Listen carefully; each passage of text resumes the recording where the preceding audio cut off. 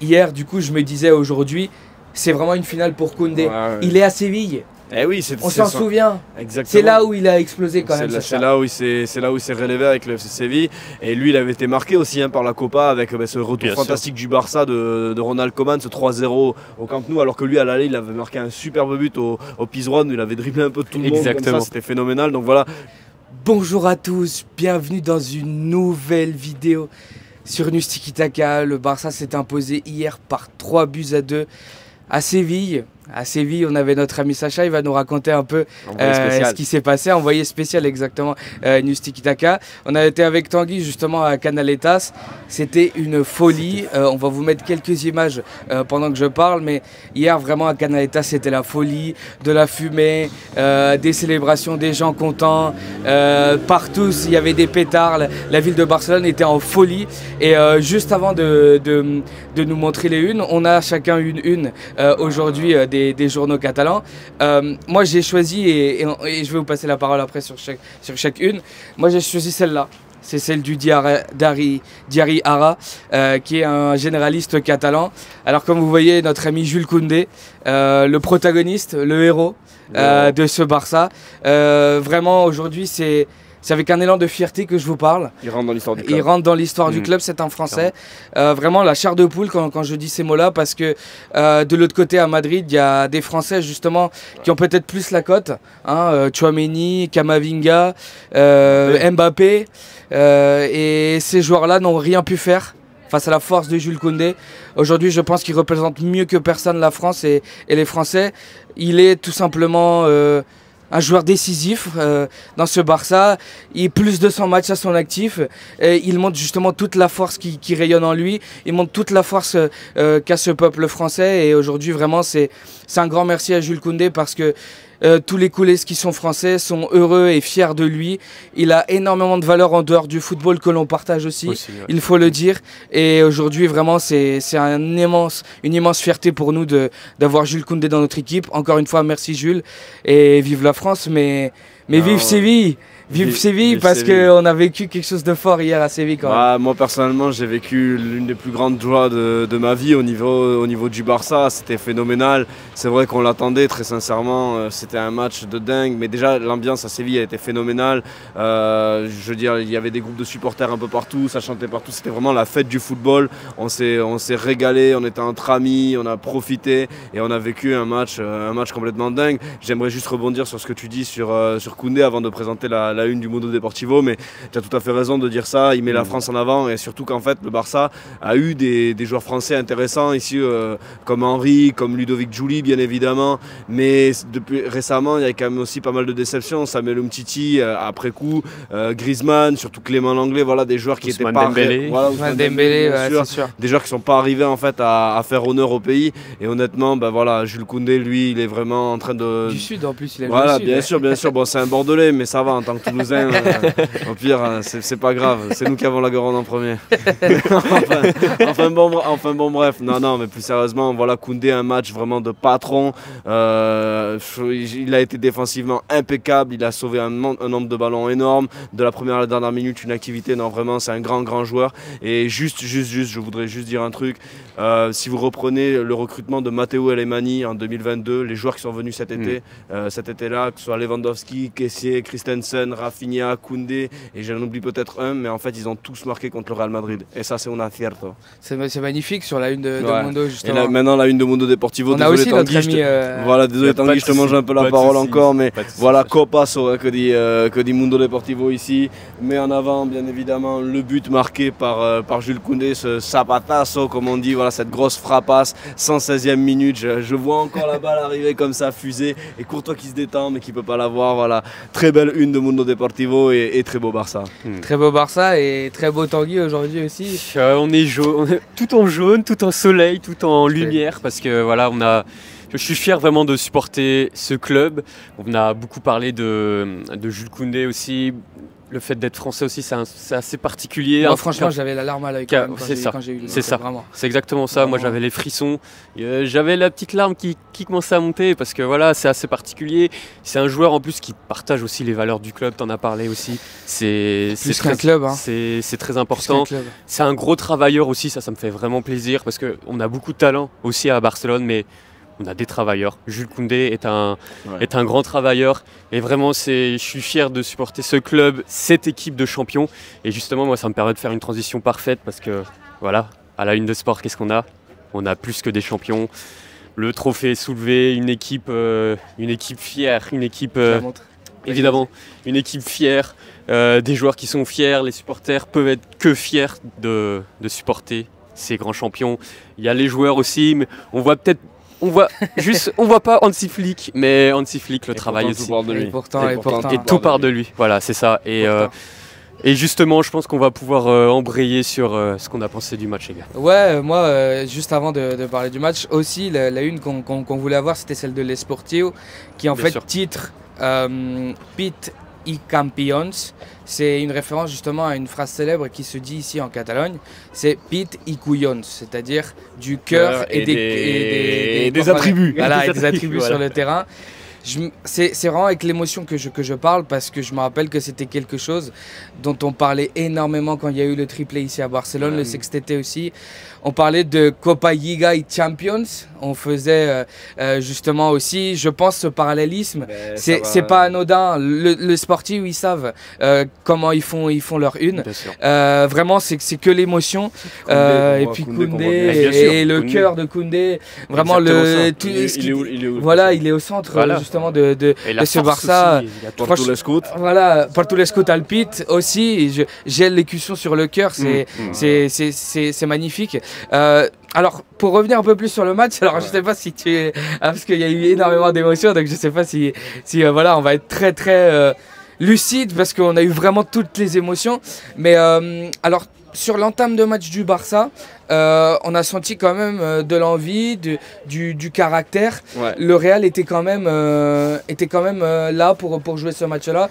Qu'est-ce que tu en as pensé du début de match? Alors moi j'ai trouvé que le Barça était très très bien rentré dans son match, justement, vraiment avec des joueurs très concentrés qui restaient un petit peu sur le deux derniers classicos, qui avaient compris quand même qu'avec Mbappé sur le banc, il valait mieux tuer la rencontre dès le début. Franchement ça se passe plutôt pas mal, il y a 2-3 petites occasions, notamment la tête de Koundé, je crois qu'il y a une occasion aussi pour Rafinha à un moment, mais pour Lamine pardon, avec son tir qui passe vraiment vraiment à côté, à deux doigts du poteau, mais vraiment un Barça qui était en maîtrise totale en fait, qui s'amusait honnêtement. Frenkie il se régale, Pedri il se régalait aussi, et on sentait un Real Madrid qui était totalement dépassé. Le but de Pedri il est juste somptueux. Alors moi j'étais en goal sud, il arrive en goal nord, et en fait j'avais pas ce recul que j'ai eu après quand je l'ai vu en vidéo, parce que je pensais qu'il était plus près que ça quand même de la cage, et en fait il est vraiment il est vraiment quasiment en dehors il est bien en dehors, 25 mètres quasiment. Il est bien en dehors, il lui met une espèce de praline à Courtois. Non franchement c'est énorme. Lamine encore une fois passeur décisif, voilà le gamin, story, teinture, c'est carré. De toute façon t'es sûr qu'il est au moins sur un but. Vraiment, mais non, un très très bon Barça. Moi pareil, alors on y viendra un peu plus sur la seconde mi-temps et tout ça, mais un joueur que vraiment je l'adore, Íñigo Martínez. Le match d'Íñigo Martínez, à un moment donné c'est lui qui... Cubarsí aussi première période qui coupe tout. Voilà, j'ai tellement d'émotions que je pourrais rester là face à vous pendant un quart d'heure et vous parler du match, mais Tanguy, qu'est-ce que t'en as pensé toi?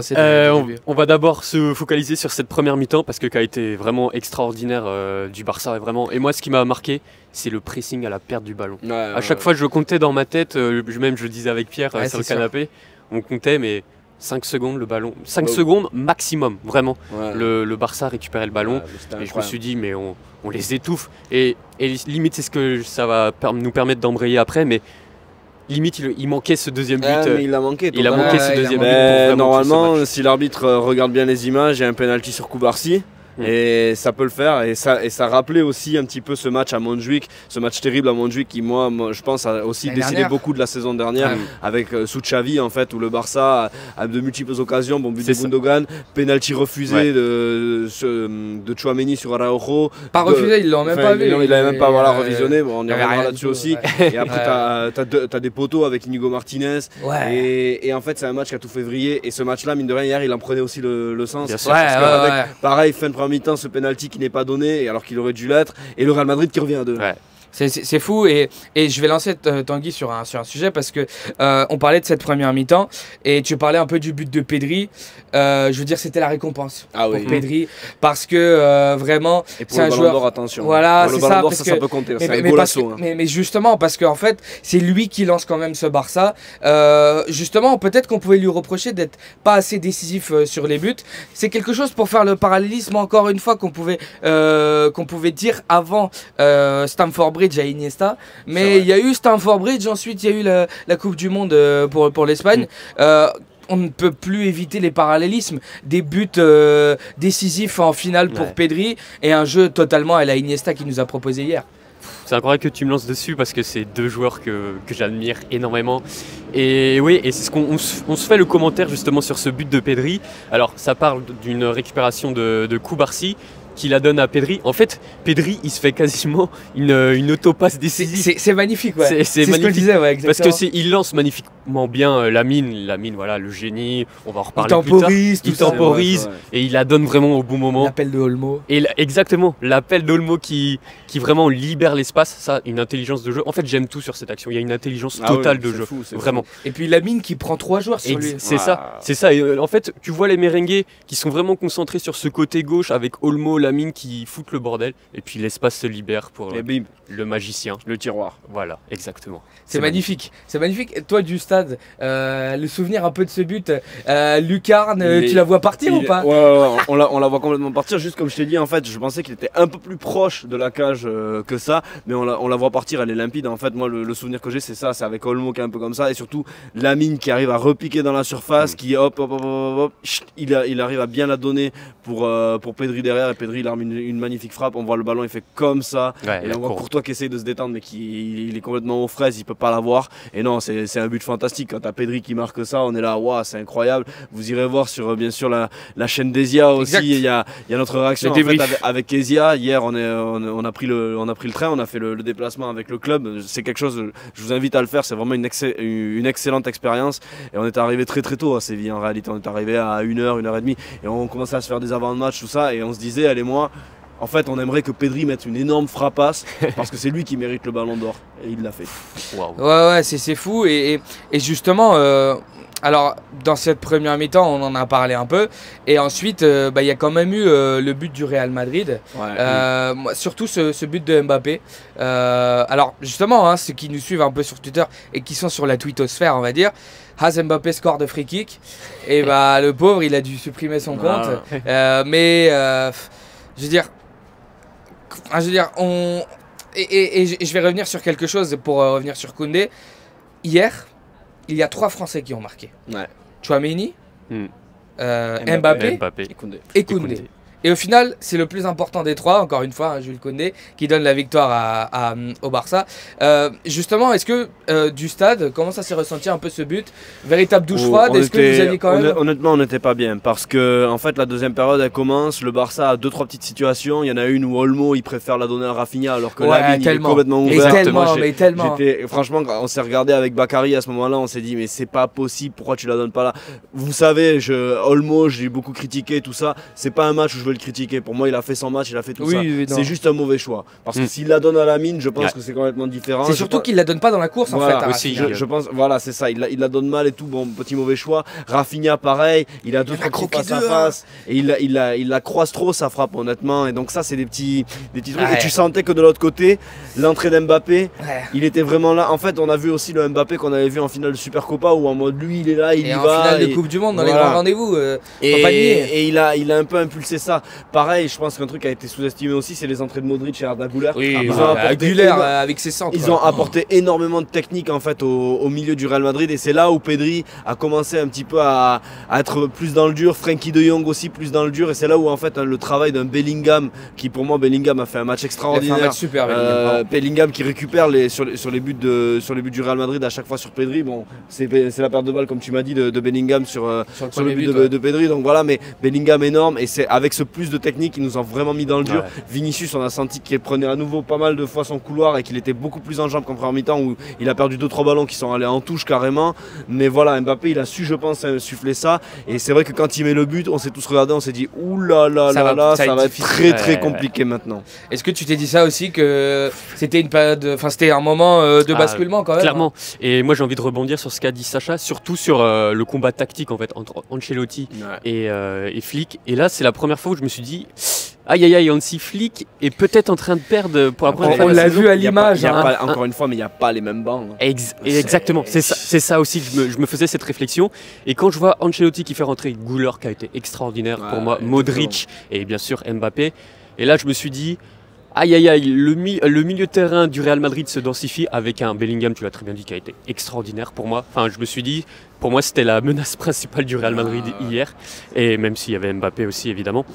Et là je me suis dit aïe, même Frenkie, Pedri qui commence un peu à se dissoudre face à cette épaisseur au milieu de terrain, je me suis dit là, attention, le Real est peut-être en train de remporter cette rencontre. C'est ça, c'est exactement ça. C'est exactement ça, tu parlais un peu des bancs, hein, et bon, au tout début de match, il y a eu cette entrée de Fran Garcia, la blessure de Mendy, on se disait que ça pouvait profiter justement à ce Barça. Je trouve qu'il est quand même... Il a quand même, à la fin de match, été vraiment sur une pente ascendante, Fran Garcia, où là, sur le début, quand même, quand il est rentré, on voyait, il ratait plein de passes et tout.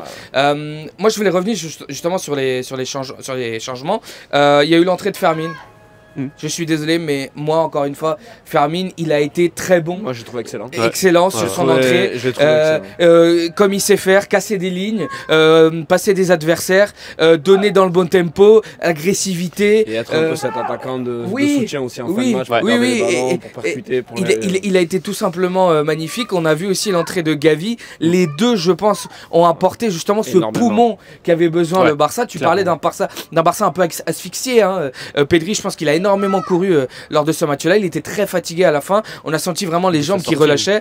Et vraiment, l'entrée de ces deux joueurs a été fondamentale. Et je pense que c'était vraiment ce que devait faire Hansi Flick sur ces changements. Tout à fait. Je pense qu'Hansi Flick, il est resté fidèle à son plan de jeu. De toute façon, ça rejoint même les déclarations des joueurs après les matchs de Supercopa et le premier Classico, même après aussi le match d'hier, où les joueurs en fait étaient au courant de leur plan. Ils sont restés calmes, ils savaient ce qu'ils avaient à faire. C'est Inigo Martinez qui le dit. On reviendra vraiment sur Inigo Martinez. J'y tiens beaucoup. Pour moi, c'est notre MVP. Mais voilà, tu m'as lancé sur Fermin et sur Gavi, et c'est vrai qu'ils ont apporté ça énormément. Il manquait cette hargne, il manquait peut-être aussi ce surplus d'âme en fait pour aller chercher le Real Madrid aussi, pour les mettre dans la difficulté. Et honnêtement, c'est des joueurs qui ont vraiment apporté ça. Fermin, je trouve que, alors il a peut-être un peu de mal quand il est titulaire dans les entames de match, mais dès que c'est la seconde période, il est vraiment énorme. À chaque fois, il fait prévaloir ses qualités physiques, et honnêtement, je l'ai trouvé très important, fondamental, même dans ses petites transmissions. Cette manière qu'il a de combiner avec Lamine, cette manière qu'il a de combiner avec Ferran Torres, cette manière qu'il a de combiner aussi avec le milieu, de toujours se montrer disponible. Non, vraiment Fermin, très bonne entrée. Gavi, pareil, voilà, il était là à chaque fois pour essayer de faire des sauvetages, pour ratisser des ballons, pour haranguer un peu ses coéquipiers. Honnêtement, voilà, un très bon coaching de Flick. Et j'aimerais aussi saluer Eric Garcia, la rentrée d'Eric Garcia, parce que quand on perd Pedri, alors qu'on est quand même dans un moment où... Moi j'avais énormément confiance quand j'ai vu Eric Garcia, je me suis dit c'est le changement. Le Barça est à 2-2, tu te dis, bon, De Jong il a pris le bouillon, Pedri, voilà, donc ça veut dire qu'au milieu de terrain, mine de rien, Gavi et Fermin, c'est pas non plus les meilleurs des créateurs. En face, t'as Güler et Modric, t'as une claire supériorité technique coup. Mais vraiment, Eric Garcia, il est rentré, il a fait vraiment un match de patron. Il a récupéré tous les ballons, il est resté très lucide, toujours le bon choix. Donc vraiment, Eric Garcia, top hier, fantastique. Top, on va parler justement du dernier changement, c'est Ferran, forcément, enfin pas Ferran, mais pas Victor, et le but de Ferran va venir juste après, mais justement sur ces changements...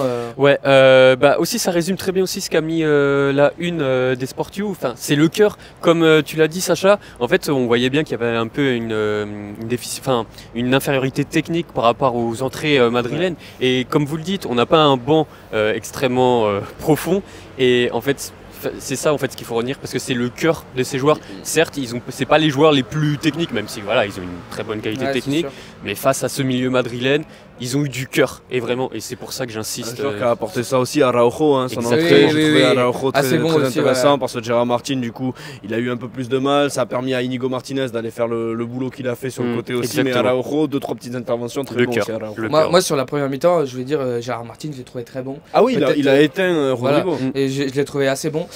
Et maintenant vient justement un peu le moment, comme on dit ici en Espagne, de sacar pecho. C'est-à-dire, voilà, bomber le torse un peu. Parce que j'avais prévenu. J'avais prévenu que Ferran Torres allait planter. Toi aussi d'ailleurs tu avais prévenu avec les supporters. Exactement. Le contenu il est sur Twitter. C'était la fête. Hein. Voilà. Donc les supporters avaient prédit un but de Ferran Torres. Il a marqué. Que demander du Tiburon, du Shark? Alors la passe, mais je suis désolé, mais encore une fois, mais la passe de Lamine Yamal. Mais je veux dire, ce gamin a 17 ans. Il nous fait des passes sorties de nulle part. Non, mais il est fait non. Et juste avant ça, même la il est à 2 doigts de marquer un super but. C'est une très belle claquette de Courtois. Exactement. Et il y a deux passes décisives dans ce match pour Lamine Yamal. Que demander de plus? Vraiment, encore une fois, la story et la teinture, c'est ce qu'on aime. Sur Ferran, vraiment, parce que on a vraiment eu du mal, justement, sur ce match-là, à trouver ce deuxième but. Il a été vraiment important. Et on se retrouve vraiment avec Ferran qui marque ce but et qui délivre vraiment les Barcelonais. C'est magnifique. Ferran élu MVP, Ferran meilleur buteur de la Copa du coup, et Ferran qui s'est arraché en réalité. Voilà, c'est un joueur qui a été beaucoup critiqué, à raison parfois, et honnêtement c'est juste magnifique pour lui d'avoir fait ça parce qu'il y avait besoin d'un Barça qui avait du cœur pour vraiment renverser cette équipe. On a fait ce petit parallèle avec le Classico de l'année dernière au Montjuic où le Real Madrid a finalement gagné 2-1. On avait senti un Barça qui, après le but de Bellingham, était sans possibilité, et là c'est une équipe encore une fois qui a énormément progressé, des joueurs qui ont énormément progressé, qui sont arrivés à remettre un coup sur la table. Et Ferran, voilà, à toujours se battre, à toujours essayer d'aller chercher avec cette course en fait qui profite de l'excellente passe de Lamine Yamal, comme tu as très bien dit. En fait, cette course qui force un peu Rudiger à devoir un peu le gérer, elle force Courtois à faire l'erreur. Courtois fait l'erreur et il la place merveilleusement bien. Pour moi, c'est le but le plus important hier parce que c'est le but qui te fait revenir. On n'y croyait pas trop vraiment dans les tribunes, on commençait à être un peu stressé, on se disait aïe aïe aïe, ça sent la première finale, première défaite pour nous. Et non, au final, c'est bon, ça l'a fait. Et merci Ferran vraiment pour ce but fantastique. Vrai but de neuf. Sur le Shark, sur le Shark, gros travailleur. Au début, en première mi-temps, je me disais qu'il a été assez discret, mais en fait, en fin de compte, avec le recul, je me suis dit qu'il a vraiment travaillé cette défense madrilène. Il y a une action qui résume très bien cela. C'est l'action où Olmo est un peu à contre-temps avec Rafinha et Yamal, et en fait, il décroche. Et on voit qu'il décroche et Rudiger fonce sur lui et il libère justement l'espace pour Olmo et Rafinha sur cette action manquée du coup du Barça. Et et sur le but en fait il est là, il répond présent. Et j'ai envie de résumer en fait le match de Ferran par la sortie de Rudiger qui est complètement sur les rotules. Vraiment, il a pété un câble.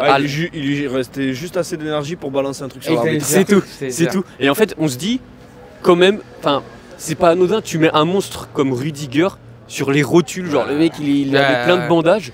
Et là, je me suis dit, ok, Ferran, gros travail absolu. Justement, peut-être qu'en début de saison dernière, on rigolait un peu de ce changement de mindset de Ferran, avec justement toute cette préparation physique et tous ces bains de froid et tout ça. Mais dans les moments décisifs, encore une fois, Ferran, il est là. Il apporte ce supplément justement à ce Barça. Il est physiquement au top. Voilà. Et forcément, il arrive devant Rudiger, comme dit très bien notre ami Tanguy. Un peu sur la fin de match maintenant et un peu sur le ressenti à la fin. On a parlé justement de ce but de Jules Koundé. Franchement, Jules Koundé, encore une fois, et je le répète, on l'a dit en début de vidéo, mais grand patron aujourd'hui. Cette saison, il a été merveilleux. Quoi qu'il arrive maintenant jusqu'à la fin de la saison, les matchs qu'il enchaîne, ce footing à New York. Je veux dire. Koundé et il y avait le poste aussi parce que j'en parlais à Tanguy à la fin du match, le poste de l'équipe de France sur Instagram qui titrait le roi d'Espagne. Et vraiment moi je me disais aujourd'hui, hier du coup je me disais aujourd'hui c'est vraiment une finale pour Koundé. Il est à Séville. Eh oui, On s'en souvient. Exactement. C'est là où il a explosé quand même. C'est là où il s'est relevé avec le FC Séville. Et lui, il avait été marqué aussi par la Copa avec ce retour fantastique du Barça de Ronald Koeman, ce 3-0 au Camp Nou, alors que lui, à l'aller, il avait marqué un superbe but au Pizjuán, il avait dribblé un peu tout le monde. Comme ça, c'était phénoménal. Donc voilà, Koundé est un homme de Copa et non, il nous a complètement délivré, il nous a fait chavirer. Honnêtement, il nous a donné un bonheur phénoménal. Et c'est là en fait où on voit à nouveau que le travail paye, parce que lui, de la première à la dernière minute, il a su répéter les efforts, su être disponible pour ses attaquants, disponible partout pour combler n'importe quelle brèche. Il a épuisé Vinicius qui a fini, et à ce qui paraît, il est même blessé, enfin petite gêne ou quoi. Ouais. Donc honnêtement, non, il a été exceptionnel, le travail paye, et merci vraiment Jules Koundé. Ouais. Merci Jules Koundé. Merci Jules Koundé. Et moi en fait, ce qui me frappe juste avant son but, il y a une situation très dangereuse du Real Madrid, c'est un centre qui doit arriver sur Jude Bellingham. Ouais. C'est justement ça. Et là, en fait, il a la lucidité. En fait, tu dis que c'est vraiment un monstre. Bellingham, tu sens qu'il va avoir le ballon et en fait, il joue de son corps vraiment en intelligence pour pas faire faute. Et en fait, il déséquilibre Bellingham, mais d'une manière juste. Le geste parfait défensif. C'est le défenseur en moi qui voulait parler. Les gars, je crois que le temps est en train de nous dire, voilà, je pense qu'on vous a fait un gros débrief. C'est sûr. On pourrait rester là, parler pendant des heures. Mais les larmes de joie, justement, coulent aujourd'hui à Barcelone. On a vu énormément de Barcelonais ce matin, avec des petits yeux, parce que la fête a été forte. Le Barça, justement, n'a pas le temps de fêter, parce qu'il y aura justement cette demi-finale mercredi. Contre l'Inter. C'est quelque chose qui a été énormément répété par Hansi Flick. Les joueurs aussi le savent, puisqu'il n'y a pas eu encore de célébration pour cette Coupe du Roi. On l'espère qu'elle arrivera avec ce triplé. Merci encore une fois Sacha d'être là. Merci à toi Tanguy aussi. Nous on se retrouve dans une prochaine vidéo. N'hésitez pas à vous abonner à la chaîne, à commenter, à liker cette vidéo. Nous on se retrouve dans un prochain débrief ou dans une prochaine vidéo. Merci à tous. Ibisca, News Tiki Taka.